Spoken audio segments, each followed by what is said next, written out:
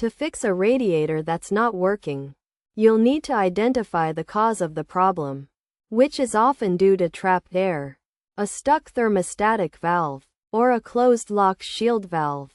Bleeding the radiator can release trapped air. Start by placing a rug under the bleed valve.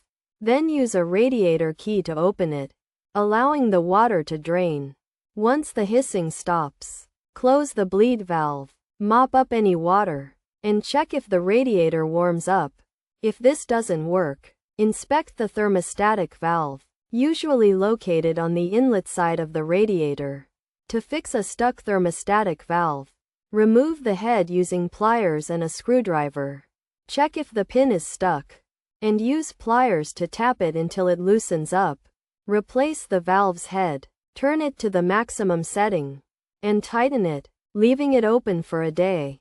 If the problem persists, inspect the lock shield valve, typically found on the return pipe. Check the plastic head's condition, and if it's broken, remove it. Use pliers or grips to fully open the lock shield valve, which should improve the flow and heat up the radiator. Replace the plastic head if necessary. If none of these steps resolve the issue, it's recommended to reach out to a professional for further assistance. By following these steps, you should be able to fix a radiator that's not working. And if you're still having trouble, don't hesitate to seek help.